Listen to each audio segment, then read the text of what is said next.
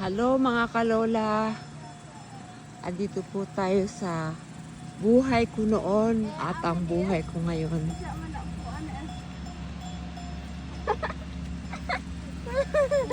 Ngayon po ay August 24, Lola. 2025, Sunday. Kasama ko po ang tatlo kong apo. Diyan po tayo. Ang mga baka dito, magaganda, malilinis. Yun, may mga tao naglalakad.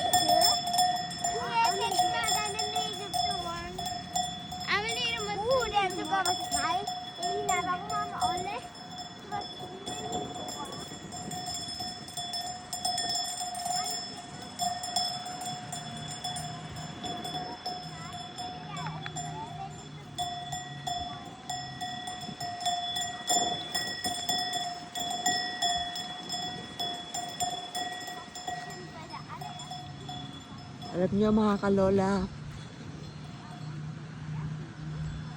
ang buhay natin nung bata tayo at ngayon na lola na tayo, malaking pagkakaiba.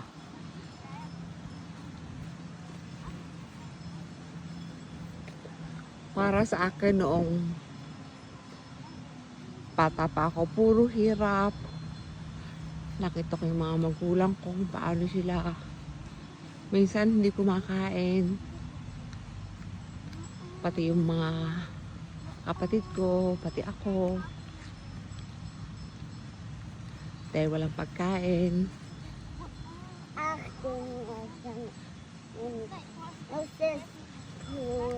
Pag kumain kami ng 2 beses maghapon, maring lugaw sa umaga, sampurado sa tanghali, yung hapunan, baka pupunta pa ako sa ninang ko, manghihiram ng bigas daw. O kaya minsan, asin lang.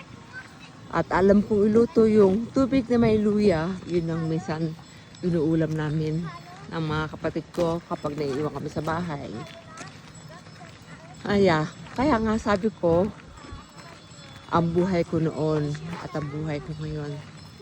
Darating po tayo dyan sa punto na kung paano ang naging buhay ko noon.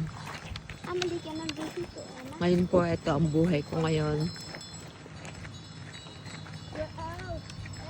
Hindi po masyadong masaya dahil dala-dala ko pa rin ang lungkot ko nung kabataan ko hanggang sa ngayon. Sabi nila, kalimutan ang nakaraan. Pero hindi po gano'ng kadali eh.